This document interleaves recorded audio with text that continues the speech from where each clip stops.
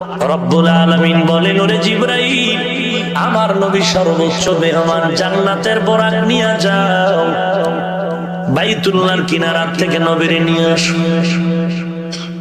কেউ বলছেন 3 জায়গায় পাইলাম নবী ঘুমানো, শিয়াবে আবু তালেব, উম্মে হানির ঘর আর হাতিমে কাওয়া। তিনটার সমন্বয় করেছেন হাকিমুল উম্মাহ মুজাদ্দিদুল মিল্লাত শাহ আশরাফ আলী থানভী।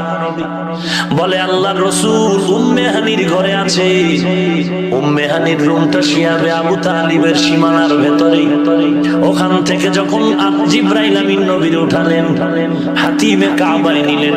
কাবার পাশে মাজা বরাবর একটা দেওয়ালওয়ালা বেরিয়ে গেল, এটাকে বলে হাতিমে কাবা।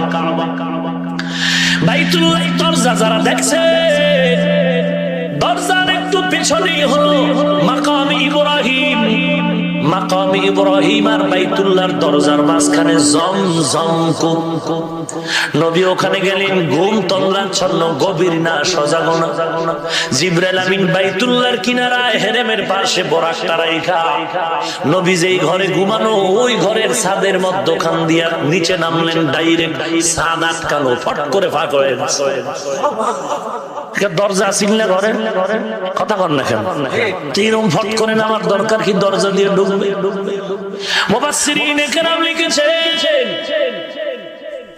ছাদ থেকে নেমে জিবরাইল আমিন বুঝাইলেন, সবই তো আল্লাহর ওয়াদা।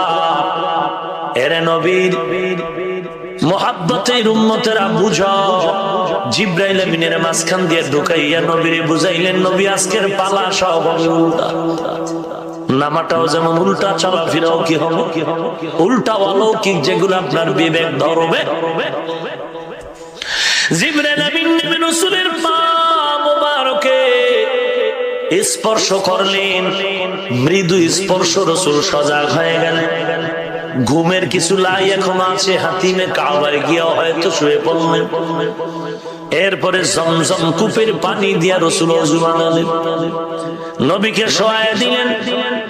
রাসূলের বুক মোবারকের মধ্যখানে চিরে কলবটারে বের করলেন। স্বর্ণের পেয়ালার মধ্যে কলবটারে রেখে জমজমের পানি দিয়া ধৌত করলেন। প্রশ্ন হয়, স্বর্ণ তো পুরুষের জন্য হারাম। জবাব হলো, ওই সময় স্বর্ণ হারামের আয়াত আসেনি। 2 নাম্বার জবাব, স্বর্ণ তোটা মেরাজের ঘটনা, এটা রুহানি জগতের ঘটনা, এটা বাহ্যিক জাহিরি ঘটনা না, এটা পরকালীন ঘটনার সাথে সম্পৃক্ত। অতএব ওই জগতে স্বর্ণ মুমিনের জন্য হালাল।